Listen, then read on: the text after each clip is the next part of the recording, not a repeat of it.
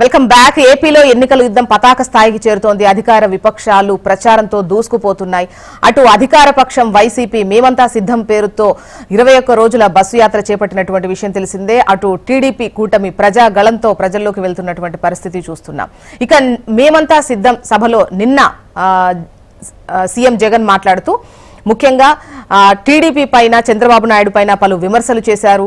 And సంచలన ఆరోపణలు మరోవైపు వివేక హత్యకు సంబంధించి కూడా అంటే రాజకీయంగా ఎదుర్కోలేక కుట్రతో తన చెల్లెలను కూడా దూరం చేసి రాజకీయ లబ్ధి పొందేందుకు ప్రయత్నిస్తున్నారు అన్న విధంగా నిన్న మాట్లాడడం చూశాము. మరోవైపు ప్రజాగళానికి సంబంధించి అటు చంద్రబాబు నాయుడు మాట్లాడుతూ ఒక్క ఛాన్స్ అంటూ వచ్చి రాష్ట్రాన్ని అధోగతి పాలు చేశారు. మేము వస్తే 4000 పెన్షన్ ఇస్తాం, కరెంటు బిల్లులు ఏం పెరగవు అని చెప్పి హామీ ఇచ్చేటువంటి ప్రయత్నం చేశారు. ముఖ్యంగా ఒకరిపై ఒకరు విమర్శలు అయితే తారాస్థాయికి చేరుకుంటున్నటువంటి పరిస్థితులు అయితే చూస్తున్నాం. మున్ముందు ఇంకా చూడాల్సినటువంటి సిచ్యువేషన్స్ కూడా ఉంటాయి. అండ్ గెస్టులు రెడీగా ఉన్నారు, మాట్లాడదాం. డూండి రాకేష్ గారు టీడీపీ అధికార ప్రతినిధి, ఉప్పాల లక్ష్మణ్ గారు సీనియర్ జర్నలిస్ట్, సుందర్ రామ్ శర్మ గారు వైసీపీ సీనియర్ నాయకులు. నమస్తే అండి, welcome to the debate. Rakesh గారు, మామూలుగా వివేక హత్యకు సంబంధించి వైసీపీనే పెద్దగా టార్గెట్ చేస్తూ ఈవెన్ సునీత కావచ్చు, షర్మిల కావచ్చు, వీళ్ళ దగ్గర నుంచి కూడా విమర్శలు వస్తున్నటువంటి క్రమం చూస్తూ ఉంటాం. అయితే ఇక్కడ నిన్న మాట్లాడినటువంటి సిచ్యువేషన్ లో టీడీపీ పైనే ఈ విమర్శలను ఎక్కువ పెట్టినటువంటి పరిస్థితి వైసీపీ ఏంటి? మేడం, మేము చాలా క్లియర్ గా చెప్పాము. డిబేట్ లో పాల్గొన్న పెద్దలందరికీ నమస్కారం, అదే విధంగా హెచ్ఎం టీవీ ప్రేక్షకులకి నమస్కారం. మేము చాలా క్లియర్ గా అనేక మార్లు ప్రెస్ మీట్ పెట్టి చెప్పాం. ఈ రోజు ఏదైతే వివేకానంద రెడ్డి గారి హత్య ఉందో దాని మీద నిజాలు బయటికి రావాల్సిన అవసరం ఉంది. వివేకానంద రెడ్డి గారి హత్య అనంతరం ఆయన కుట్లేసిన డాక్టర్ చనిపోవటానికి కారణం ఏంటి? ఆ తర్వాత హత్యలో పాల్గొన్న ఒక 2-3 కూడా సూసైడ్ పేరుతోనో ఒత్తిడి పేరుతోనో చనిపోవటానికి కారణం ఏంటి? కరోనా పేరుతో ఒకరు డాక్టర్ చనిపోవటానికి కారణం ఏంటి? ఇవన్నీ కూడా బయటికి రావాల్సిన అంశాలు ఉన్నాయని మేము అనేక మార్లు చెప్పాం. 5 సంవత్సరాలుగా ప్రభుత్వంలో ఉంది వైఎస్ జగన్మోహన్ రెడ్డి గారే. వైఎస్ రాజశేఖర రెడ్డి గారి కుమారుడు, వైఎస్ వివేకానంద రెడ్డి గారి అన్నయ్య కుమారుడైన వైఎస్ జగన్మోహన్ రెడ్డి గారే. ఈ 5 సంవత్సరాల్లో జగన్మోహన్ రెడ్డి గారు తీసుకున్న ఒక్క నిర్ణయాన్ని, మా బాబాయ్ హత్య గురించి బయట పెట్టాలని అనేక మార్లు డిమాండ్ చేశారు. గతంలో తెలుగుదేశం పార్టీ ఉన్నప్పుడు ఆయన కత్తి తీసుకొచ్చి చంద్రబాబు నాయుడు గారి చేతికి ఇచ్చి ఆయన పేపర్లో పెద్ద ఆర్టికల్ వేశారు. మరి ఆయన గవర్నమెంట్ లో ఉండగా ఎందుకు దాని మీద రాయలేదు? చివరికి వారి సొంత బాబాయిని కూడా క్రిటిసైజ్ చేసే విధంగా ఆస్తుల కోసం కొట్టుకున్నారు. ఆయనకి 2వ పెళ్ళయింది, ఇంకొక పాప ఉంది. ఈ విధంగా వాళ్ళ సొంత బాబాయ్, భూమి మీద లేని బాబాయ్ మీద కూడా 6 నుంచి 7 రకాల ఆరోపణలు చేసి సోషల్ మీడియాలో కూడా వాళ్ళ బాబాయిని వాళ్ళ చెల్లి పరువు తీయాల్సిన అవసరం ఎందుకు వచ్చిందో ఈ రోజు జగన్మోహన్ రెడ్డి గారే చెప్పాలి. ఇదంతా చేసింది జగన్మోహన్ రెడ్డి. రాజకీయ లబ్ధి కోసం చెల్లెలను కూడా దూరం చేసి, తనకు దూరం చేసి రాజకీయ లబ్ధి కోసం మీరే ఉసిగొల్పుతున్నారు, విమర్శలు చేయిస్తున్నారు అనేది అక్కడ వర్షన్. నేను ఒకటే చెప్తున్నానండి, ఈ రోజు జగన్మోహన్ రెడ్డి గారు అనే వ్యక్తి న్యాయం చేశారని భావిస్తే వాళ్ళ చెల్లెళ్ళు బయటికి ఎందుకు వెళ్తారు? అసలు వాళ్ళ చెల్లెళ్ళకి మేము ఎక్కడన్నా సపోర్ట్ ఇచ్చినట్టు దాఖలాలు ఉన్నాయా మీ దగ్గర? ఉంటే చూపించండి. వాళ్ళు కాంగ్రెస్ పార్టీలోకి వెళ్ళి జాయిన్ అయ్యారు. ఈ రోజు కాంగ్రెస్ కి తెలుగుదేశం పార్టీకి ఏమైనా సంబంధం ఉందా? వాళ్ళు కాంగ్రెస్ పార్టీ తరఫున వాళ్ళు రేపొద్దున ఇక్కడ డిమాండ్ చేస్తా ఉన్నారు. వాళ్ళ చెల్లికి కూడా వాళ్ళ ప్రాణం పోద్దేమో అన్న భయం ఉన్న మాట వాస్తవం. అనేక రకాలుగా చెప్పింది, నన్ను కూడా చంపేసే అవకాశాలు ఉన్నాయని చెప్పి. ఎందుకు చెప్తా ఉంది సొంత చెల్లె? అవన్నీ తెలుసుకోవాలి కదా. ఇవాళ అంటున్నారు, ఇవాళకి కాదు కదా. నేను ఎన్నోసార్లు చెప్పాం, 4.5 సంవత్సరాల నుంచి ఇదే ఉందా? వాళ్ళ చెల్లి క్లియర్ గా చెప్పింది, అన్నయ్య నన్ను గోడకేసి కొట్టాడు, నేను ఎప్పుడు చూడలేదు, నా తండ్రి తల్లి కూడా నా మీద చెయ్యలేదు, అన్నయ్య నన్ను గోడకేసి కొట్టాడని వాళ్ళ సొంత చెల్లె చెప్పింది. దీన్ని ఎవరు మాట్లాడతారు? చెల్లి గురించి అనేక రకాలుగా, ఈ ఇద్దరు చెల్లెల గురించి social media, YCP social media అనేక రకాలుగా ఈ రోజు బ్రాహ్మిన్స్ ని పెళ్లి చేసుకుందని, 2వ వ్యక్తిని పెళ్లి చేసుకుందని, లేకపోతే ఇంకొక చెల్లి సునీతానే చంపించిందని, ఆస్తి కోసం చంపించిందని, లేకపోతే అనేక రకాలుగా చెప్పారు కదా ఇదే సోషల్ మీడియా. మరి ఎందుకు ఖండించలేదు? ఖండించాలి కదా. సుందర్ రామ్ శర్మ గారు, గతంలో బాబాయి హత్య అన్నటువంటి ఈ అంశంతోనే అంటే మంచి మైలేజ్ వచ్చింది కాబట్టి మళ్ళీ ఇప్పుడు వైసీపీ అదే ఎత్తుకుంటోంది. కృష్ణ గారు, మీకు లక్ష్మణ్ గారికి, రాకేష్ గారికి నమస్కారం. వైఎస్ వివేకానంద రెడ్డి గారి యొక్క కేసుని మళ్ళా తెలుగుదేశం పార్టీ మాట్లాడేటువంటి విధానం చూస్తే మీరు ఇందాక అన్నట్టుగా డెఫినెట్ గా దీని వెనక చంద్రబాబు గారు టీడీపీకి ఇంకా ఏదో లబ్ధి పొందాలని ఉందే అనేటువంటిది ప్రజల్లోకి వెళ్ళిపోయింది. అసలు యాక్చువల్ గా ఈ కేసు హత్య జరిగినప్పుడు ఎవరు ముఖ్యమంత్రిగా ఉంది? నారా చంద్రబాబు నాయుడు. ఆయన అది అయిపోయిన తర్వాత కూడా 2 నెలల పాటు ఉంది. సిబిఐ ఎంక్వైరీ వేసేసి తన చేతులు దొరుకుతున్నాడా? లేదు. ఒక సిట్ వేసాడు, సరే అయిపోయింది. అప్పుడు ఆ రోజులో జగన్మోహన్ రెడ్డి గారు సిబిఐ గురించి అడిగారు. ఎందుకు అని చెప్పంటే చంద్రబాబు మీద మాకు నమ్మకం లేదు. ఎందుకంటే చంద్రబాబు గారే బయటికి వచ్చి ఇది కుటుంబానికి సంబంధించిందని రాస్తే సబ్జెక్ట్ టు కరెక్షన్ ఒక పేపర్ లో ఏమని రాశారంటే ఇది ఆర్థిక లావాదేవీలు, లేకపోతే ఆయన ఇందాక చెప్తున్నారే సెకండ్ మ్యారేజ్ ఎవరు చేసుకున్నారు అని, మరి వీళ్ళకి తెలీదో లేకపోతే ఏంటో తెలీదు, ఆ పేపర్ మాత్రం రాసింది దీని మీద ఉన్నటువంటిది అని చెప్పని ఆ పేపర్ నెక్స్ట్ డే మార్నింగ్ రాసినటువంటిది అది. ఆ తర్వాత చంద్రబాబు నాయుడు గారు ఆ సిట్ వేసి తొందరగా కనుక ఎంక్వైరీ చేసి, మరి ఇప్పుడు వీళ్ళు చెప్తున్న ప్రకారము, ఎందుకంటే ఈయన విజనరీ కదా, పెద్ద అడ్మినిస్ట్రేటర్ కదా, మరి అన్ని నెలలు ఎందుకు సిట్ వేసి టక్మని చెప్పి ఎవరెవరు ఉన్నారు ఏంటి అనేది ఏమన్నా గొప్పని తేల్చగలిగాడా? తేల్చలేదు. తర్వాత నేను దిగిపోయారు. అప్పుడు మన జగన్మోహన్ రెడ్డి గారు ఏమడిగారు? సిబిఐ ఎంక్వైరీ వద్దు, ఆ సిట్ నేను కంటిన్యూ చేస్తాను, తొందరగా ఎవరైతే ఉన్నారో వాళ్ళని వెలికి తీస్తాను అని చెప్పారు. ఆమె ఏం చేసి చెప్పింది? ఆమె ఒత్తాస పలికినటువంటి చంద్రబాబు గారు వీళ్ళందరూ ఏం చేశారు? సిబిఐ ఎంక్వైరీ కావాలి అని చెప్పని న్యాయస్థానాన్ని ఆశ్రయించింది. న్యాయస్థానం సిబిఐకి ఇచ్చింది. ఇప్పుడు సిబిఐ మీ చేతుల్లోనే ఉంది కదా, లేదా? మరి నరేంద్ర మోడీ గారు మీకేగా ఇప్పుడు, మరి మనం పోయి ఇవాళ రోజున ఏమంటారా ఏదో పెట్టుకున్నాడు, 9 years పెట్టుకున్నాం కదా.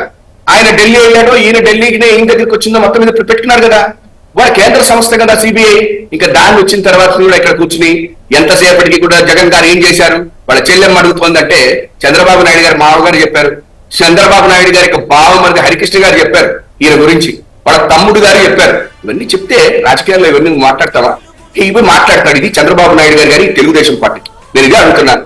బర్రెలు తినే కాంగ్రెస్ పోయి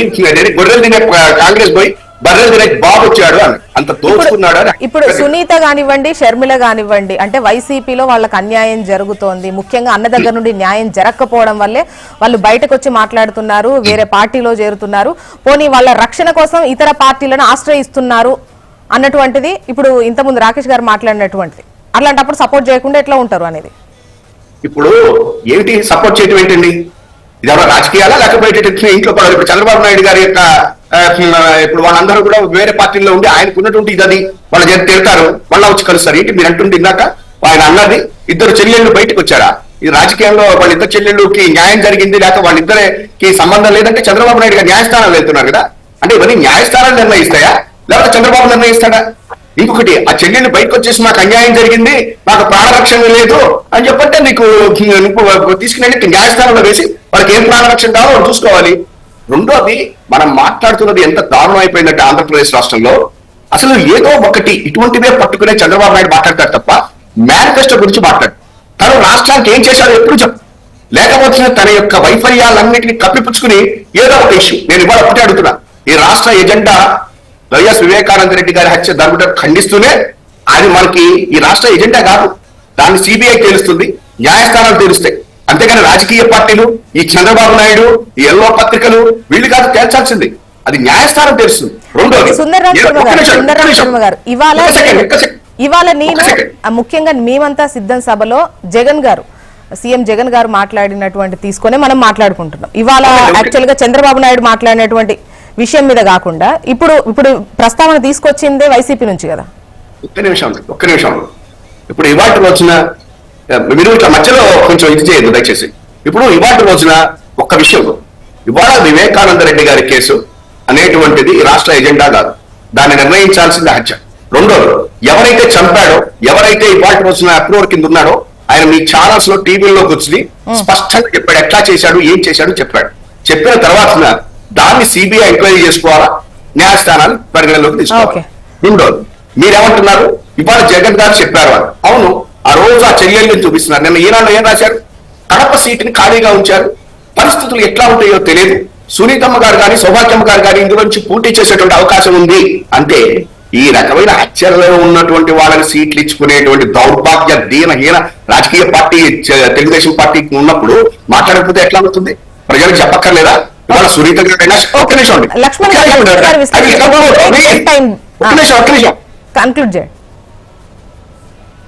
షర్మిలమ్మ గారైనా వాళ్ళు రాజకీయం మాట్లాడుతున్నంతసేపు ఇబ్బంది లేదు, కానీ ఈ కేసును అడ్డం పెట్టుకుని రాష్ట్రాల్లో వస్తున్నారనేది నేను జగన్మోహన్ రెడ్డి గారు చెప్పారు.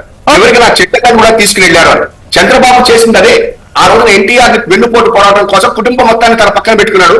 మళ్ళీ అదే కుటుంబాన్ని ఏ రకంగా వాళ్ళు మాట్లాడారో, ఏ రకంగా ఈయన వెన్నుపోటు పొడిచారో చూసాం. అట్లా మీరు పని కావద్దు అని వాళ్ళ చెల్లెలు. ఓకే, లక్ష్మణ్ గారు విశ్లేషణ వీటిపైన తీసుకుందామండి. రాకేష్ గారు మీరు విన్నారు. ముఖ్యంగా చెప్పాలంటే మీరు పదే ఇష్యూని తీసుకొచ్చి, ముఖ్యంగా ఎన్నికల టైంలో మేనిఫెస్టోల గురించి లేదంటే పాలన గురించి వీటి కాకుండా హత్యలు, కేసులు, వీటి చుట్టే పదే తిప్పుతూ ముఖ్యంగా ఒక సింపతి కోసమా లేదంటే ఒక విధంగా ఎదుటి వాళ్ళు హత్య నేరస్తులు అని చెప్పేటువంటి ప్రయత్నమా, ఈ విధంగా ఎన్నికల్లోకి వెళ్తున్నారు. కానీ చేయాల్సినటువంటి పనులు, చేసిన పనులు, మేము వస్తే ఏం చేస్తాం, ఇటువంటి పైన కూటమి వెళ్ళట్లేదు, ముఖ్యంగా టీడీపీ వెళ్ళట్లేదు. నేను ఒకటే చెప్తున్నానండి, మీకు 2 విషయాలు క్లారిఫై చేస్తా, టైం తక్కువ ఉంది కాబట్టి. వైసీపీ వారు చాలా క్లియర్ గా తెలుసుకోవాలి.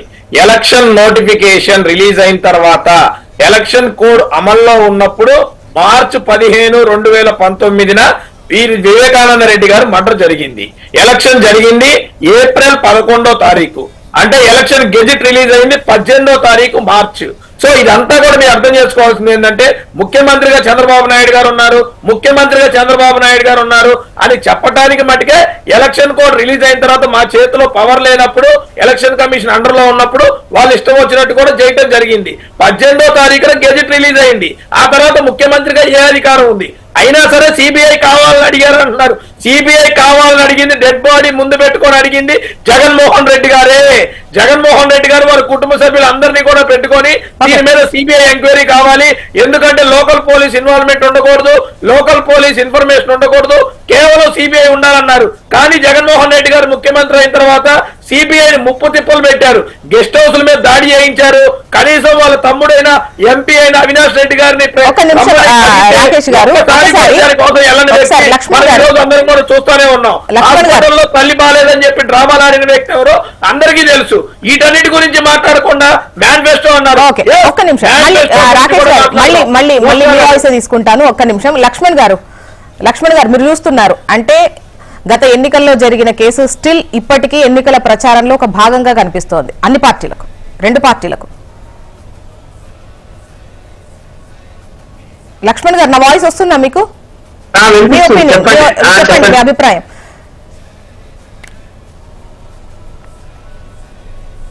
ఇప్పుడు కడప జిల్లాకు వెళ్ళారు కాబట్టి నిన్న జగన్మోహన్ రెడ్డి గారు ప్రతిపక్షాలు ఇంకా వివేకానంద రెడ్డి యొక్క కేసును రాజకీయ అస్త్రంగా ఉపయోగిస్తున్నప్పుడు తన సొంత జిల్లాలో కూడా అది చర్చ నడుస్తుంది ఇప్పటికి కూడా. అందువల్ల ఆయన ఆ విషయాన్ని ప్రస్తావన చేశాడని నేను అనుకుంటున్నాను. ఇంకా వేరే ప్రాంతాలకు వెళ్ళినప్పుడు, అంటే వేరే జిల్లాలకు వెళ్ళినప్పుడు ఆ ప్రస్తావన చేయకపోవచ్చు. ఏది ఏమైనా ఇప్పుడు వివేకానంద రెడ్డి హత్య కేసుకు సంబంధించి గతం ఏం జరిగిపోయిందో వదిలేస్తే, సిబిఐ అన్నది ఎవరు హత్య చేశారు అన్న వాళ్ళని తేల్చింది, వాళ్ళని అరెస్ట్ చేసింది, కొంతమంది బెయిల్ మీద ఉన్నారు. ఈవెన్ అవినాష్ రెడ్డి వాళ్ళ తండ్రికి కూడా మొన్న బెయిల్ వచ్చింది. వాళ్ళేమో చంపింది మేమే అని చెప్తున్నారు దస్తగిరి నేతలు. సరే, కారణాలు రాజకీయ కారణాల, ఆర్థిక కారణాల అన్న విషయం తేల్చడానికి సిబిఐ స్పష్టత లేదు. సిబిఐ నుంచి అంటే చార్జ్ షీట్ లో కూడా స్పష్టత లేదు. సరే, ఆర్థిక కారణాలతో జరిగి ఉండే అవకాశాలు ఎక్కువ ఉన్నాయి, అది రాజకీయ కోణంలోకి మారింది అని అనుకున్నప్పుడు, రాజకీయ కోణంలోకి మారింది అన్నది ఎస్టాబ్లిష్ కావాలి. ఇప్పుడు ఎవరైతే చంపారో ఆ చంపిన వాళ్ళు మేము చంపాము ఇలా అని చెప్పినప్పుడు, ఫలానా వాళ్ళు మమ్మల్ని చంపమన్నారు అని చెప్పాలి. స్పష్టంగా చెప్పగలిగితే అప్పుడు ఏమవుతుందంటే వాళ్ళు కూడా ముద్దాలవుతారు. అయినా కూడా చెప్పకపోయినా కూడా అవినాష్ రెడ్డిని ముద్దాయిగా చేర్చున్నారు, వాళ్ళ తండ్రిని చేర్చున్నారు. ఇక్కడ రేపు కోర్టులో అంటే ఇంకా ఏమైనా ఫైనల్ ఛార్జ్ షీట్ ఉంటే వేస్తారు, దాని తర్వాత కోర్టులో విచారణ జరుగుతుంది. జరిగినప్పుడు ఇప్పుడు ఎవరైతే మేము హత్య చేశామో దాని రాజకీయ కారణాలు ఉన్నాయి అనేటువంటి దాన్ని రేపు పొద్దున అక్కడ చెప్పారా, లేదా ఆర్థిక కారణాలు ఉన్నాయి అంటే దానికి సంబంధించిన అంశాలు ఏమైనా వెలుగులోకి వచ్చాయంటే రాలేదు. ఇంతవరకు సిబిఐ తేల్చలేదు. అందువలన ఇప్పుడు దాన్ని రాజకీయ కోణంలో వాడుకోవడానికి కారణం ఏంటి అంటే ఖచ్చితంగా జగన్మోహన్ రెడ్డి గారి క్యారెక్టర్ ను డామేజ్ చేయడానికి. చూడు, సొంత బాబాయిని ఆయన కుటుంబ సభ్యులే హత్య చేయించారు, అయినా కూడా ఈయన ఏం చేయలేకపోయాడు. ఈయనకు ప్రేమ ఏం లేదు వివేకానంద రెడ్డి మీద, ఆ కుటుంబ సభ్యుల మీద లేదు, తల్లిని చెల్లిని అందరినీ దూరం చేశాడు అనేటువంటిది ప్రతిపక్షాలు ఉపయోగించుకోవడానికి ఒక ఆయుధంలాగా ఈ హత్య కేసు దొరికింది. సరే, ఆ కుటుంబానికి సంబంధించిన సమస్యల కారణంగా లేదా ఆ కుటుంబంలోని రాజకీయ కక్షలకు సంబంధం అంటే రాజకీయ కారణాల సంబంధంగా హత్య జరిగింది అనుకుంటాం.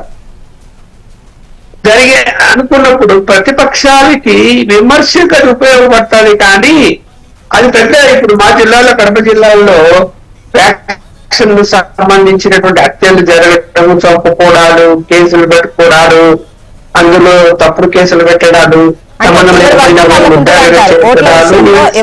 జరుగుతాయి.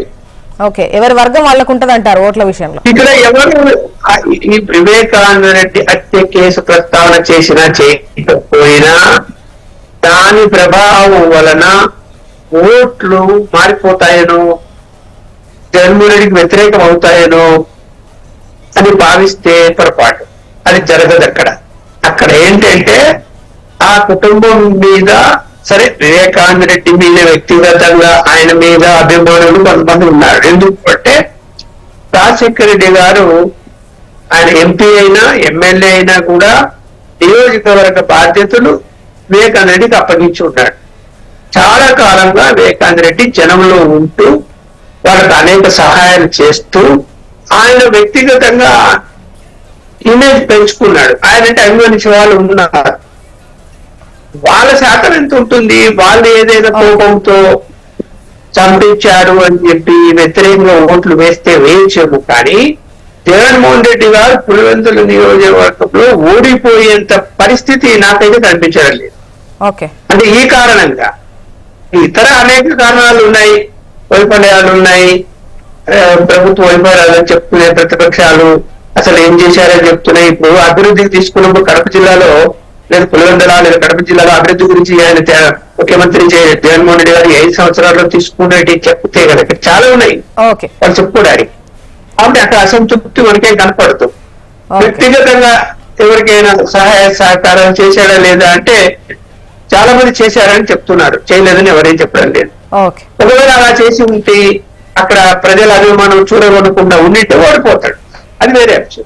ఓడిపోయి ఏంటి దానికి నష్టం ఏంటి కదా. ప్రజల ఓట్ల మీద ఆధారపడి ఉంటాయి. ఒకవేళ తీవ్రమైన అసంతృప్తి ఉంటే ఖచ్చితంగా వ్యతిరేక ఓటు పడుతుంది, ఓడిపోతారు. లేదు అభిమానం ఉంటే ఓట్లేస్తారు. నేను చూసాము పొద్దుట్లో ఆయన బహిరంగ సభకు. సరే, బహిరంగ సభలు ఇవన్నీ కూడా ఈవెంట్ మేనేజ్మెంట్ లాగా అన్ని పార్టీలు అరేంజ్మెంట్ చేస్తున్నాయి, జనాన్ని సేకరిస్తున్నారు. అంచనా వేసేటువంటి పరిస్థితి ఉండదు. అంచనా వేసే పరిస్థితి అయితే చాలా మంది గెలిచేవాళ్ళు అంతే కదా.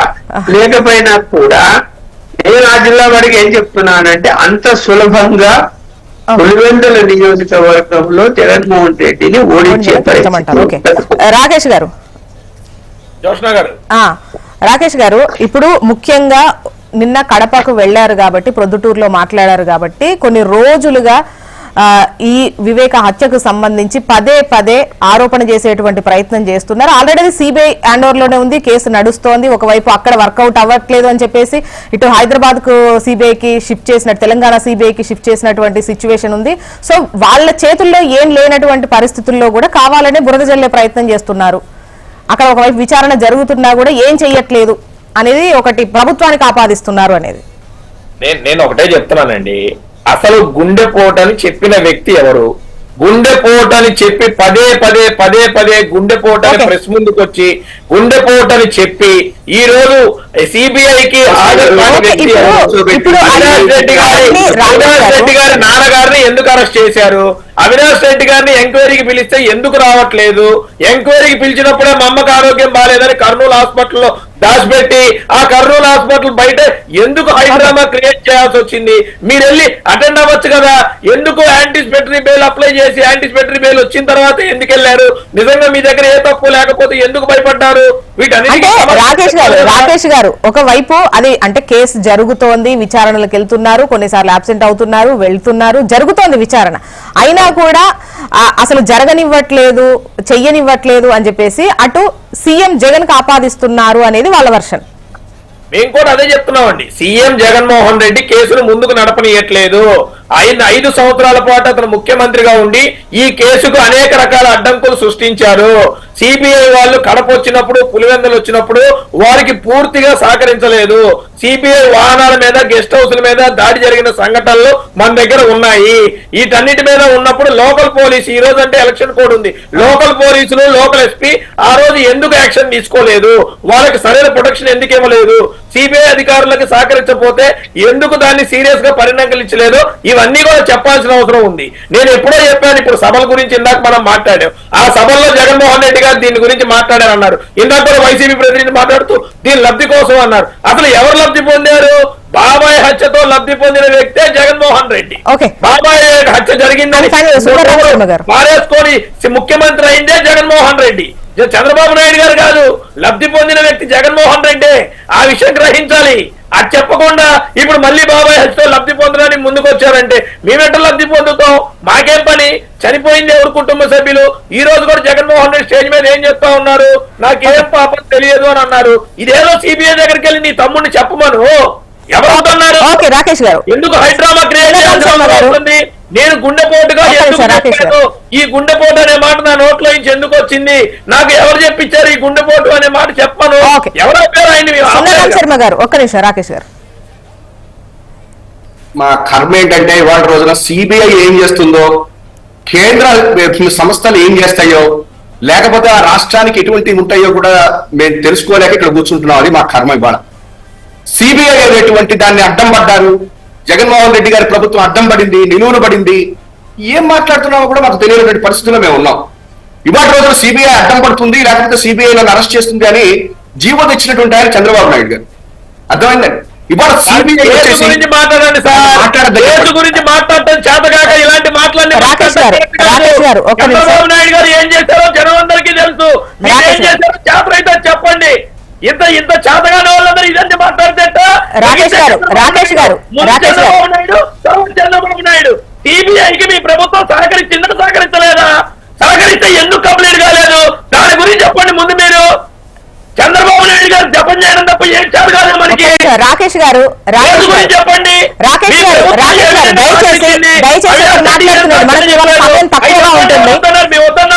రాకేష్ గారు ప్లీజ్. అది కాదండి, ఇప్పుడు కాదండి సిబిఐ మధ్యలో మాట్లాడకండి ఒక్క నిమిషం. సిబిఐకి జగన్మోహన్ రెడ్డి సహకరించడం ఏమిటండి? సహకరించకపోవడం ఏంటండి? అది ఇదే చెప్తున్నారు కదా. ఏం మాట్లాడుతున్నావో, సిబిఐకి మేము సహకరించకపోతే తన్ని లోపల తీసుకెళ్తారు. ఏం మాట్లాడారు తెలుసా నీకు? అసలు ఏం మాట్లాడుతున్నాను? సిబిఐ, ఈడీ, ఎన్ఐఏ రాష్ట్ర ప్రభుత్వం చచ్చినట్టు సపోర్ట్ చేయాలా, పోలీసులు ఉండాలంటే సెంట్రల్ నుంచి తెచ్చుకుంటాయి. నేను చూపించమంటారా? పిల్ల చూపించమంటారా?